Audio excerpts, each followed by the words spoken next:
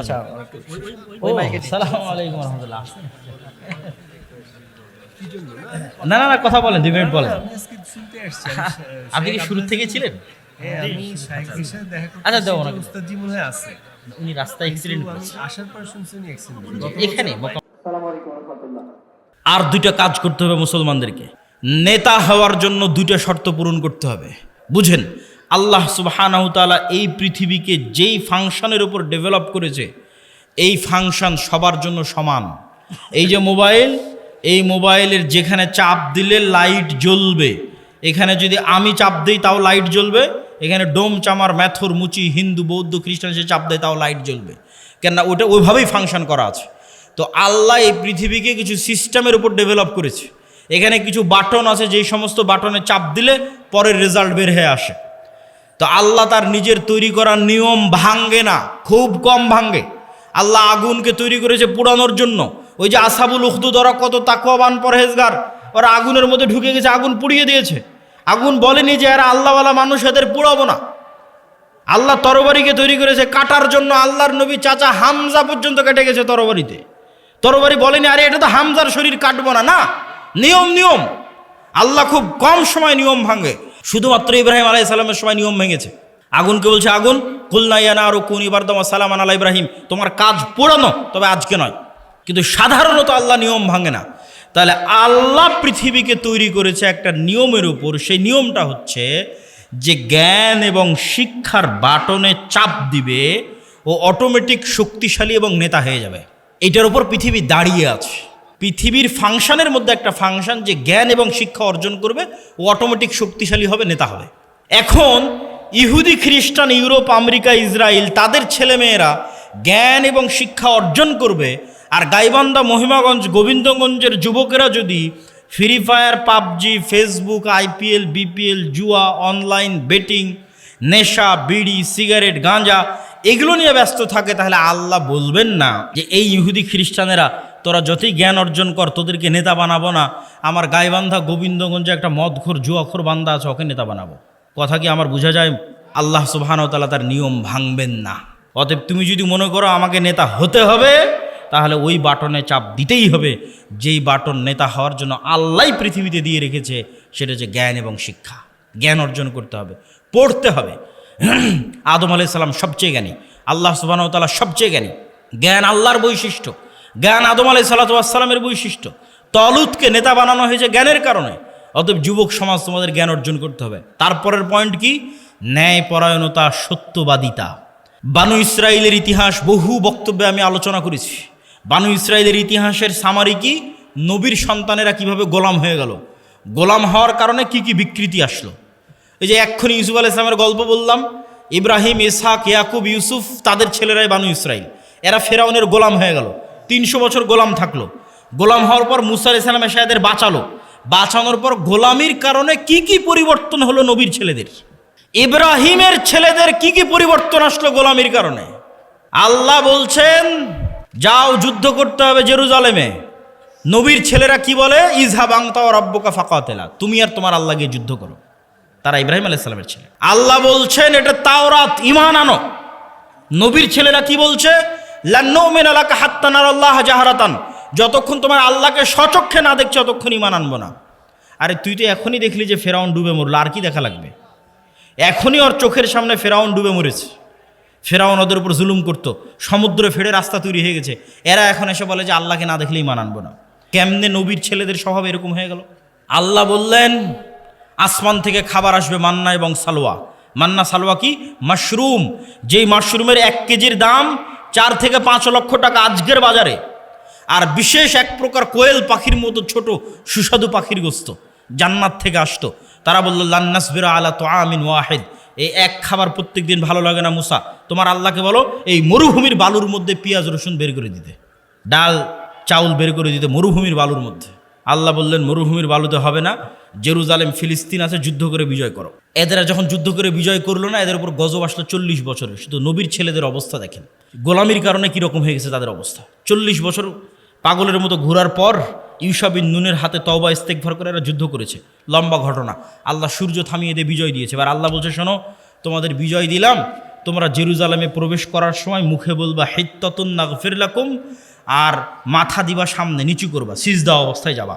হিত্তাতুন Hebrew ভাষা, মানে আল্লাহ মাফ করে দাও, আস্তাগফিরুল্লাহ। এরা কি করলো, ঢোকার সময় পিছন আগে দিল, মুখে বললো হিনতাতুন, গমের দানা। কোরআনে এগুলো বর্ণনা করা আছে, কোরআন থেকে বলতেছি আমি। কি অবস্থা দেখেন নবীর ছেলেদের। এই ধোকাবাজি, এই 2 নম্বরই কোথায় শিখলো? ফেরাউনের গোলামি করতে গিয়ে ধোকাবাজি 2 নম্বরই শিখেছে। তাহলে ধোকাবাজি 2 নম্বরই, ছল চাতুরি, গোলামির স্বভাব। স্বাধীন আত্মমর্যাদা সম্পূর্ণ মানুষ 2 নম্বরই রাস্তা জানে না। স্বাধীন আত্মমর্যাদা সম্পূর্ণ মানুষ মিথ্যা জানে না। স্বাধীন আত্মমর্যাদা সম্পূর্ণ মানুষ দুর্নীতি জানে না। আব্দুল মুত্তালেব কাফের মুশরিক, আবু তালেব কাফের মুশরিক। ইতিহাস খুঁজে দেন যে আব্দুল মুত্তালেব দুর্নীতিগ্রস্ত। ইতিহাস খুঁজে নিয়ে আসেন, ইতিহাস খুঁজে নিয়ে আসেন। মুহাম্মদ সাল্লাল্লাহু আলাইহি ওয়াসাল্লামের চাচা আবু তালেব 2 নম্বর মিথ্যুক। কঠিন আছে, খুঁজে নিয়ে আসা কঠিন আছে। কেন আব্দুল মুত্তালেব, আবু তালেব এরা কাফের মুশরিক, হলো ইসমাইলের সন্তান। বানু ইসরাইল ইসহাকের সন্তান, ইব্রাহিমের এক ছেলে ইসহাকের সন্তান, আর এরা ইব্রাহিমের আর এক ছেলে ইসমাইলের সন্তান। আল্লাহর দয়ায় ইসমাইলের ছেলেরা কোনোদিন কারো গোলাম ছিল না। কেন গোলাম ছিল না? আরে মক্কাতে না আছে পানি, না আছে নদী, না আছে সমুদ্র, না আছে ফল ফসল, কি আছে মক্কায় যে কে এসে মক্কা দখল করবে? কেউ মক্কা দখল করেনি। আব্রাহা একবার চেয়েছিল যে এখানে কেন মানুষ ইবাদত করতে যায়, আমি ইয়েমেনে ইবাদতের ঘর তৈরি করব, আমার এখানে ইবাদত করতে আসবে। তো ওখানে মানুষ ইবাদত করতে যায়নি, তো কাবা ঘর ভাঙতে গেছিল আব্রাহা, একবারই। তা বাদে কেউ ইসমাইলের সন্তানদেরকে কেউ গোলাম বানায়নি।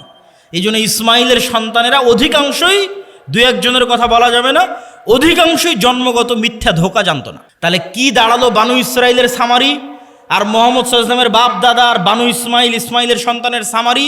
যে গোলামি করে, গোলামি থেকে কি স্বভাব আসে? দুর্নীতি, 2 নম্বরই, ধোঁকাবাজি, মিথ্যা।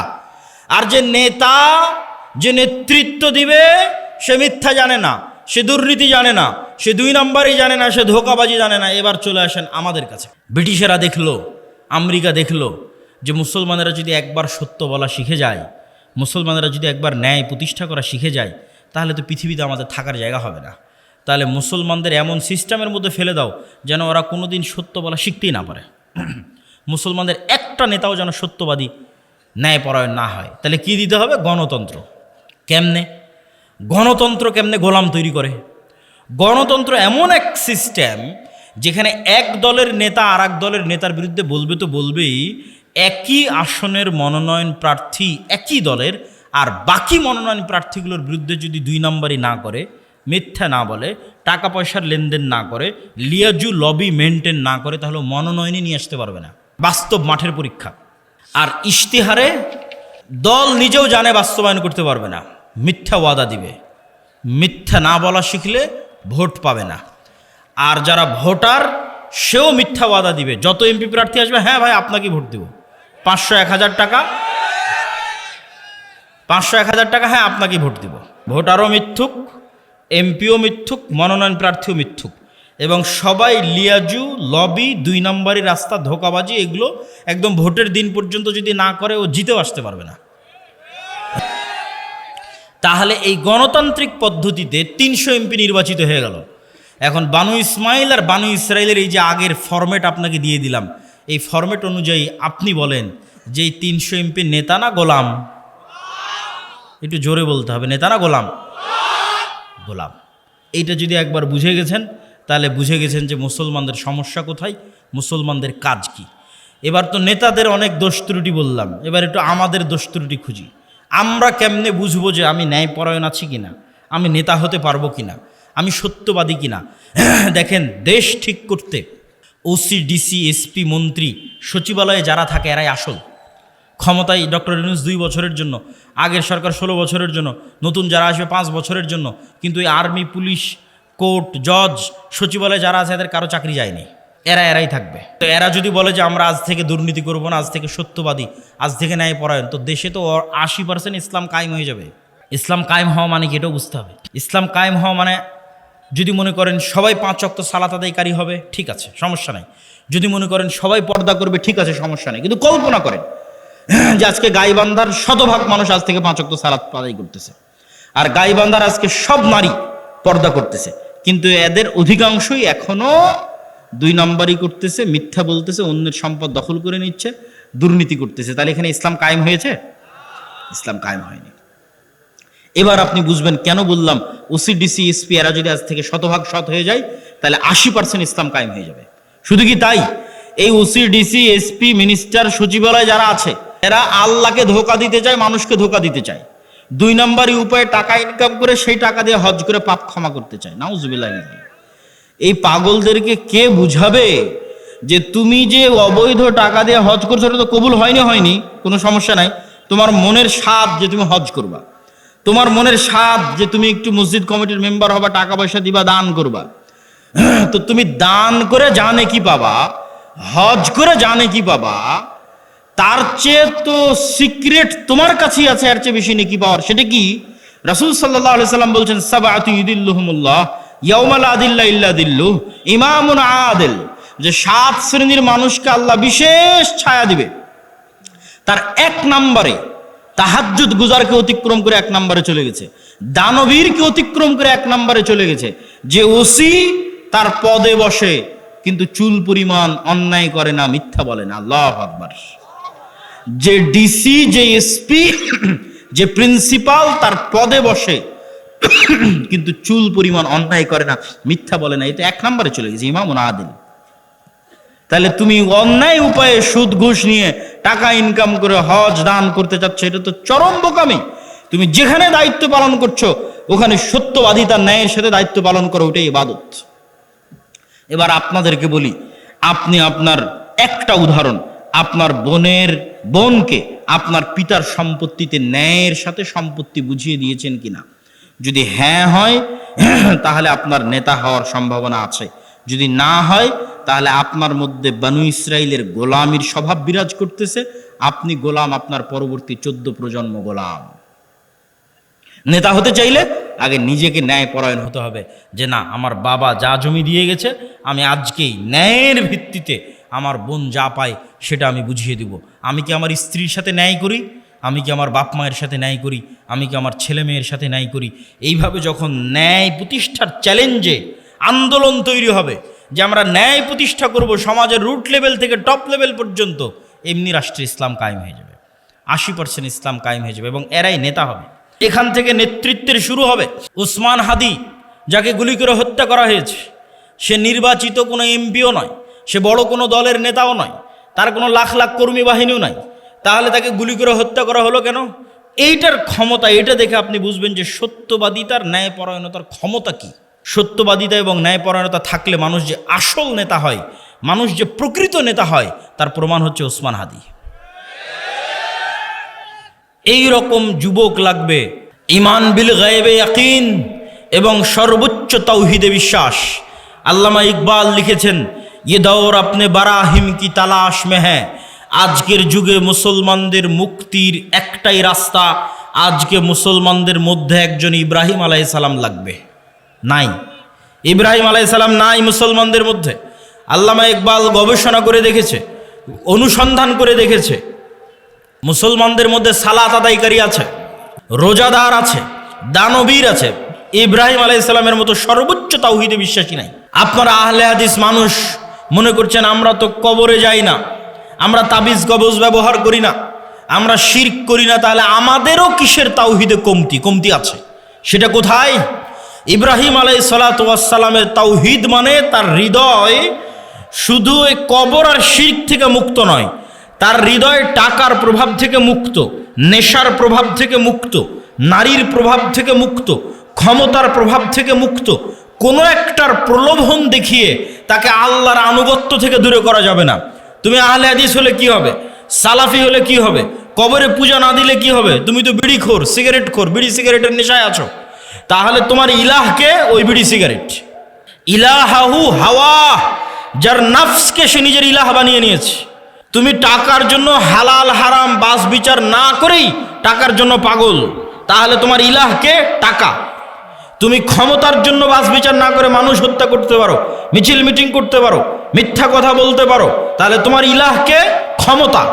তাহলে যার অন্তরে হয় ক্ষমতার প্রভাব আছে, না হয় নারীর প্রভাব আছে, না হয় টাকার প্রভাব আছে, না হয় জুয়ার প্রভাব আছে, না হয় অন্য কোনো নেশার প্রভাব আছে, এ তাওহীদপন্থী নয়।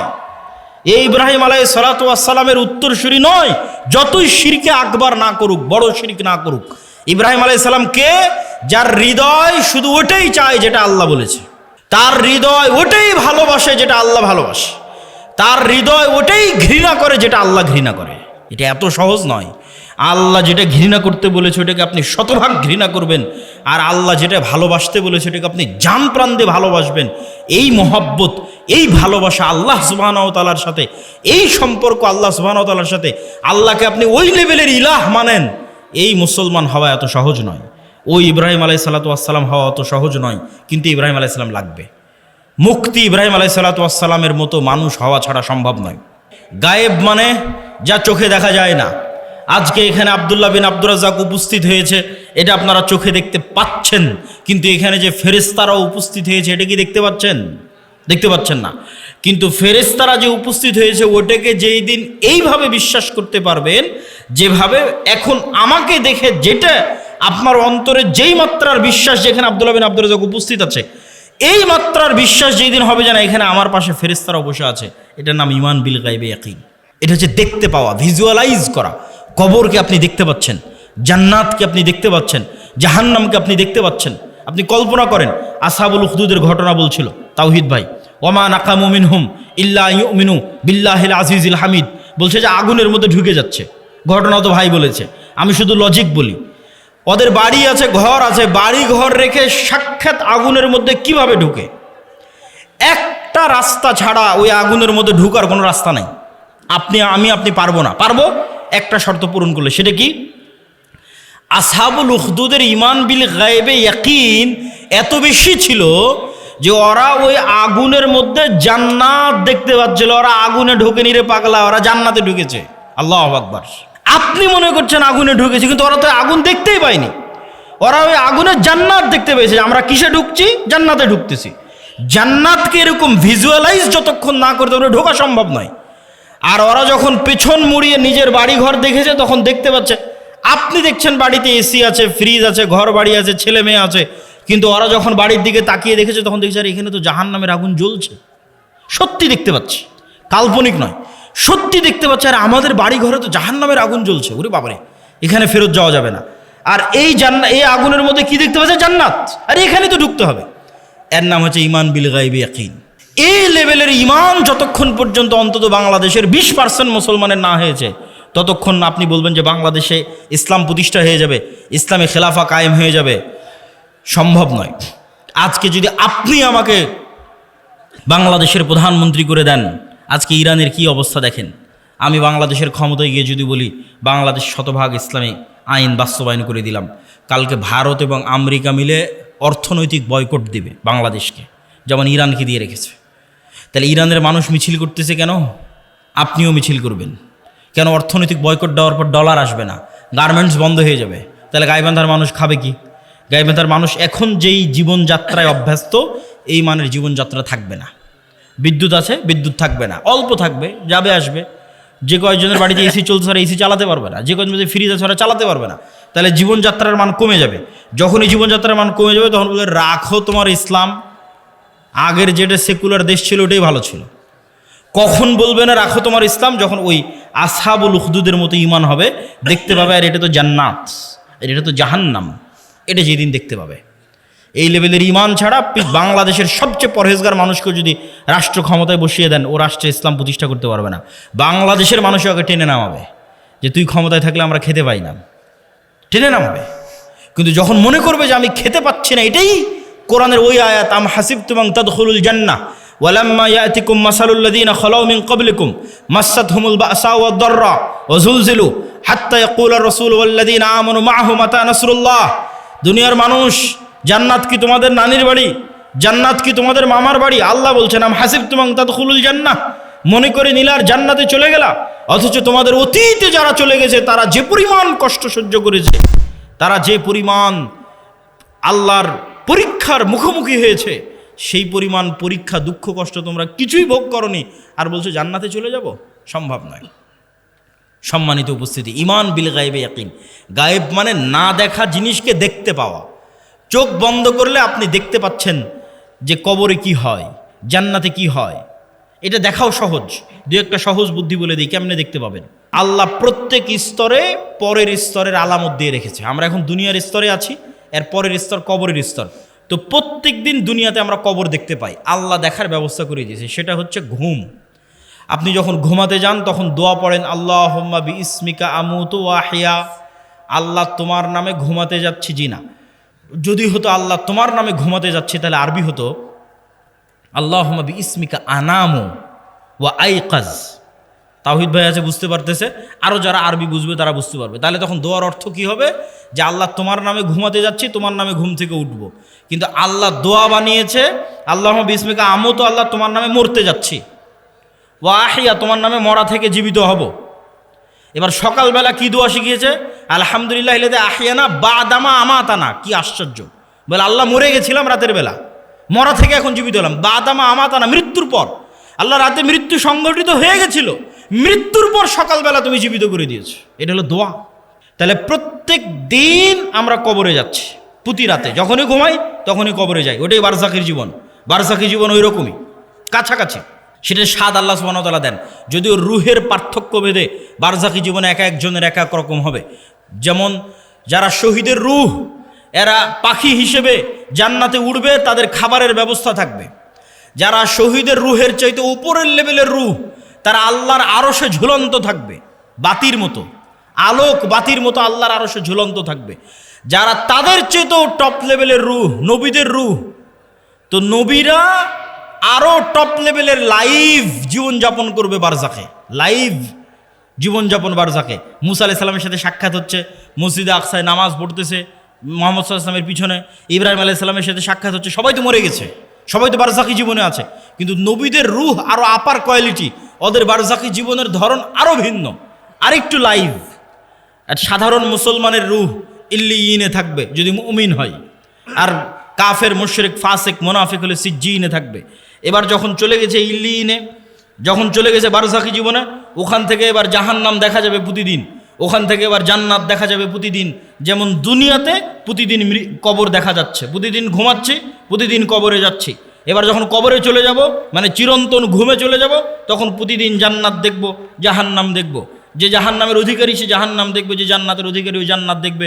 এবার কিয়ামত হওয়ার পর তখন সেখানে বাস্তবে প্রবেশ করবে। সম্মানিত উপস্থিতি, এগুলো বারজাখী জীবন। ঠিক কিয়ামতকে ভিজুয়ালাইজ করতে পারতে হবে, জান্নাতকে ভিজুয়ালাইজ দেখতে, চোখ বন্ধ করলে যেন জান্নাত দেখা যায়। আপনার কাছে চিরন্তন চিরস্থায়ী আনন্দ কোনটা? আজকে আপনার বাপ মা ভাই বোন সবার সাথে বিচ্ছেদ হয়ে গেল, আপনার বাবা মারা গেছে, দাদা মারা গেছে, তাদের সাথে আর জীবনে কোনো দিন দেখা হবে না, এটা অনেক কষ্টের।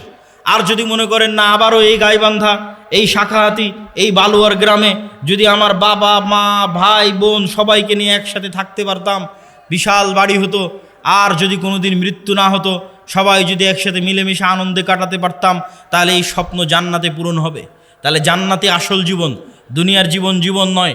আমরা এই যে ঢাকা থেকে রওনা দিয়ে আপনার এই শাখাহাতিতে যতক্ষণ অপেক্ষা করতেছি, রুহের জগৎ থেকে সফর শুরু হয়ে জান্নাতে যাওয়া পর্যন্ত দুনিয়ার সময় অতটুকু।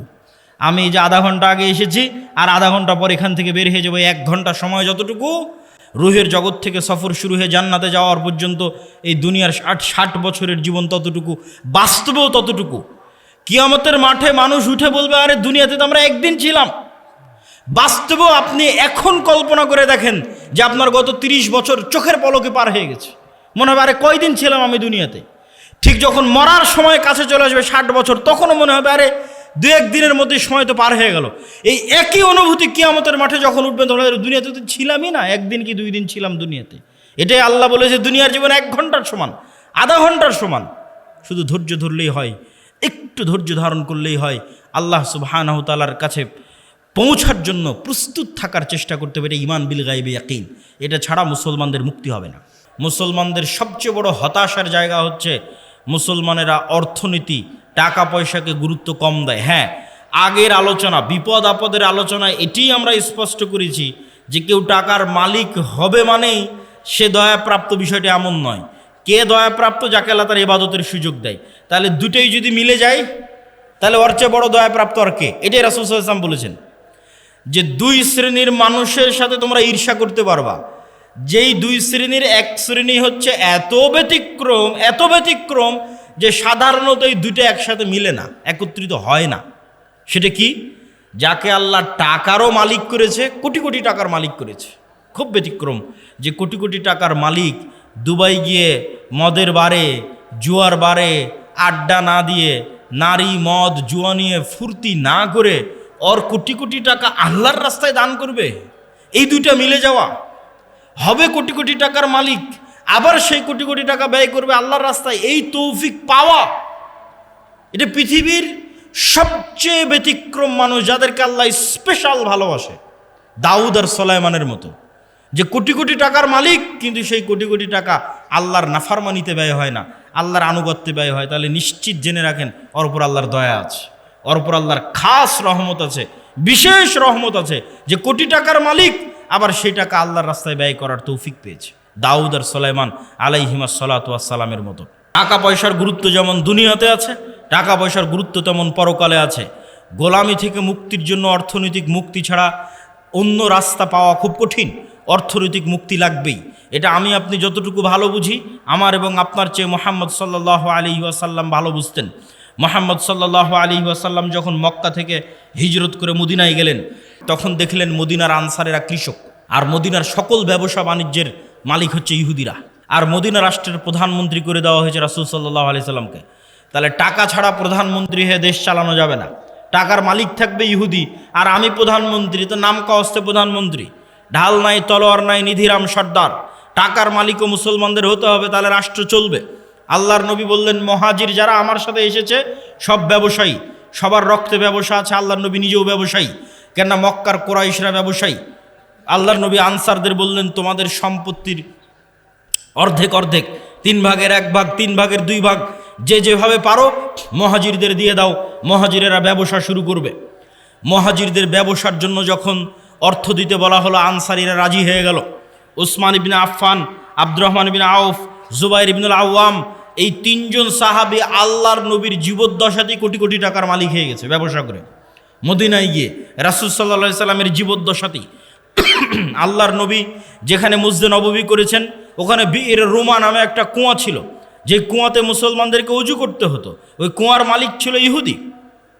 রাসূল সাল্লাল্লাহু আলাইহি সাল্লাম বললেন, কে এই কুয়া কিনে দিবে জান্নাতে একটি ঝর্ণার বিনিময়ে?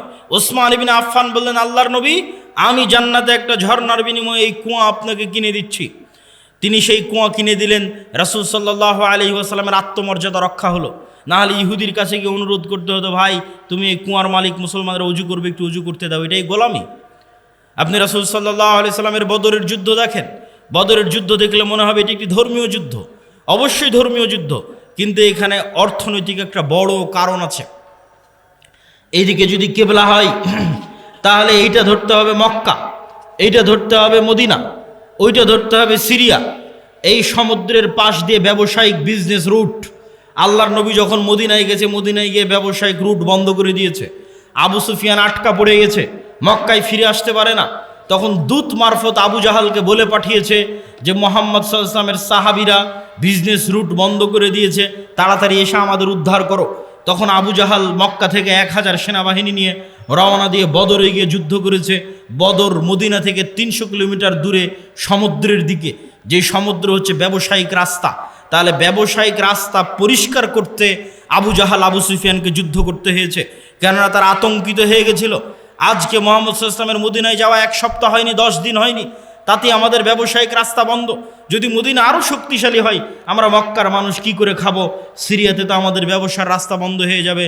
তাহলে বদরের যুদ্ধ দেখতে মনে হলেও ধর্মীয় যুদ্ধ, তার পিছনে অর্থনৈতিক বড় একটা কারণ আছে। রাসূল সাল্লাল্লাহু আলাইহি ওয়াসাল্লাম খুব ভালোভাবে জানতেন টাকার প্রয়োজন আছে। অর্থনৈতিক মুক্তির মাধ্যমে গোলামি থেকে মুক্তি হয়। আর আমাদেরকে গোলাম বানিয়ে রাখার জন্যই সুদি যে প্রথা, এই সুদি প্রথা হচ্ছে আমাদেরকে গোলাম বানিয়ে রাখার একটা অন্যতম মাধ্যম, একটা অন্যতম উপায়।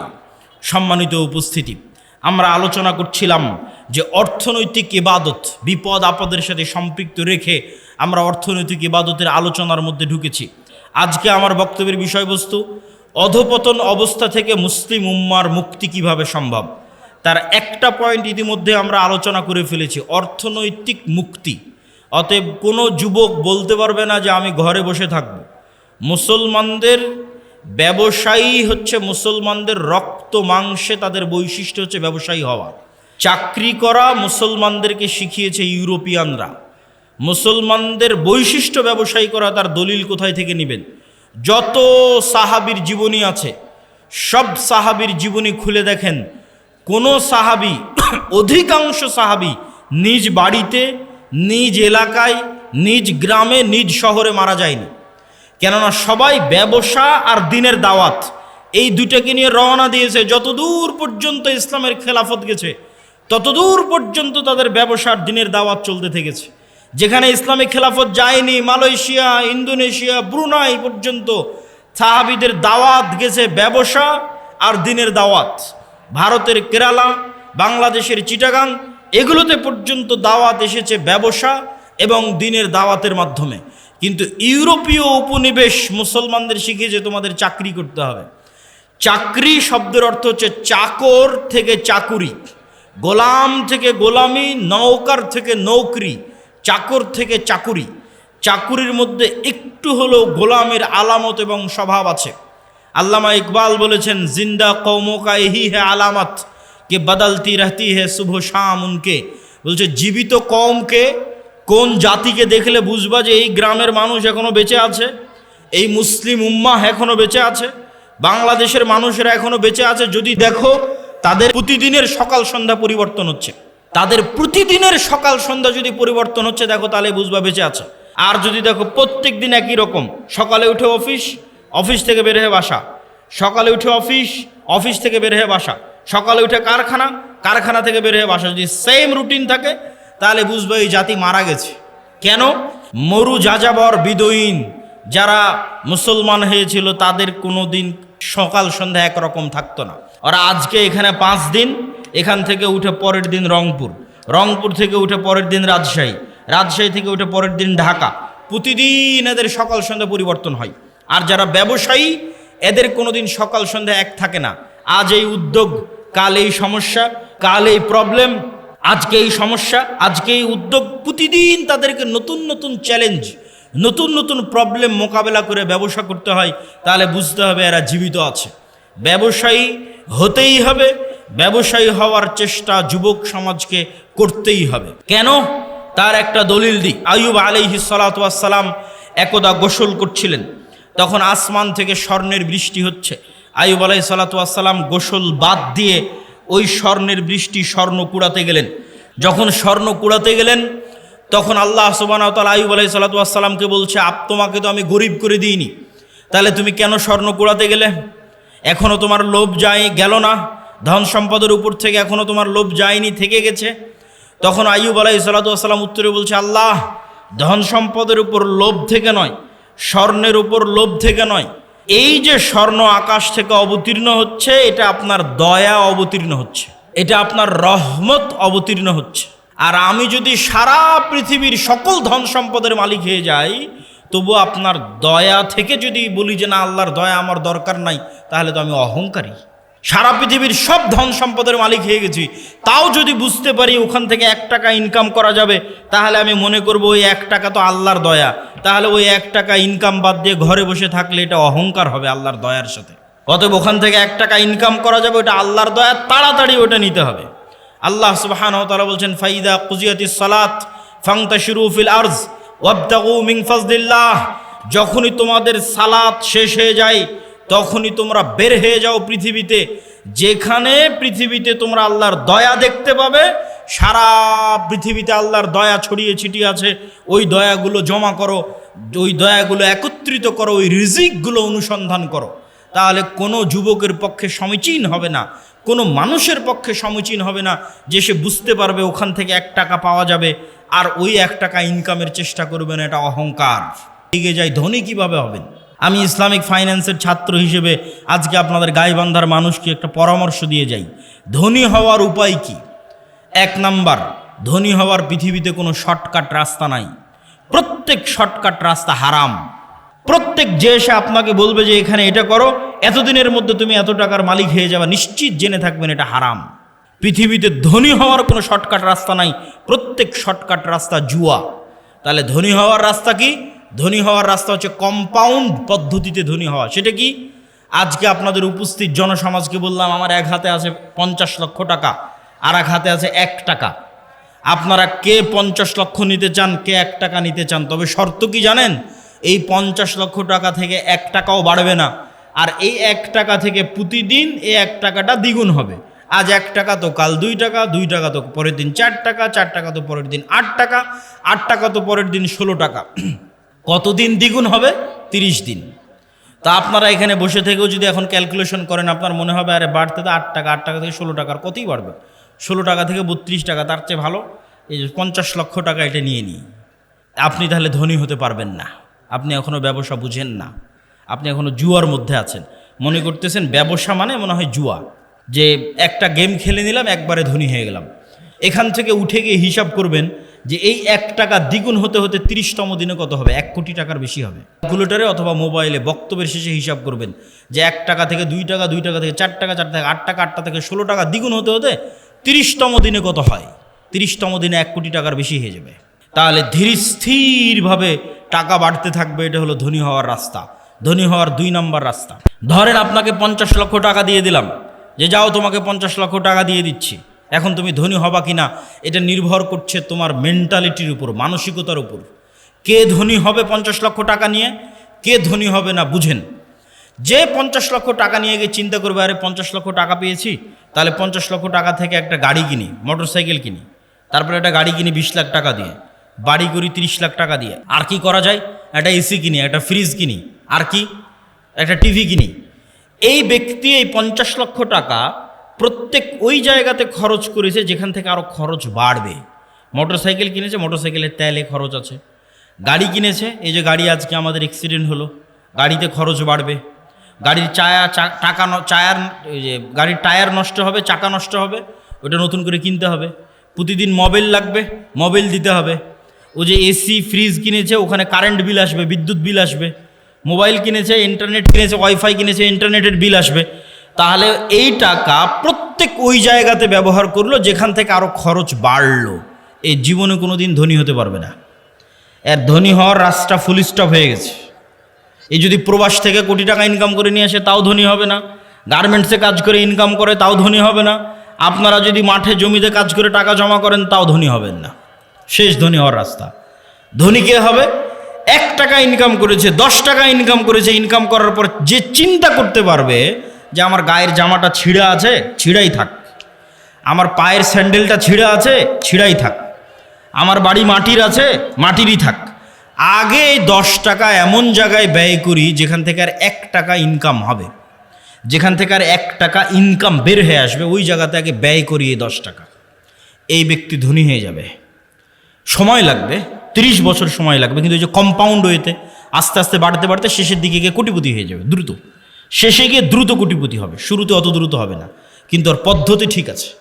আর 10 টাকা ইনকাম করে বলবেন আজকে নতুন জামা লাগবে, 10 টাকা ইনকাম করে বলবে আজকে নতুন স্যান্ডেল লাগবে, আজকে এসি ফ্রিজ লাগবে, জীবনে ধনী হবে না। যে টাকা এমন জায়গায় ব্যয় করতে পারে যেখান থেকে আবার টাকা ইনকাম হওয়ার রাস্তা তৈরি হবে, এ ধনী হয়ে যাবে, আজকে যতই গরিব থাকুক। তাহলে মুসলমানদের ধনী হওয়া ছাড়া, অর্থনৈতিক মুক্তি ছাড়া গোলামি থেকে মুক্তির রাস্তা নাই। আজকের পুরো পৃথিবী টিকেই আছে ডলারের গোলামির উপর। ভেনেজুয়েলার প্রেসিডেন্টকে হাত পা বেঁধে তুলে নিয়ে যাওয়ার কারণ কি? টাকা, তেল। আজকে মুসলমানেরা মুক্তি পাচ্ছে না কেন? ডলার ভিত্তিক অর্থনীতির গোলাম। সব IMF, ওয়ার্ল্ড ব্যাংকের কাছ থেকে লোন নিয়ে রেখেছে। সারা পৃথিবীর সকল অর্থনীতির কন্ট্রোল ইহুদিদের হাতে।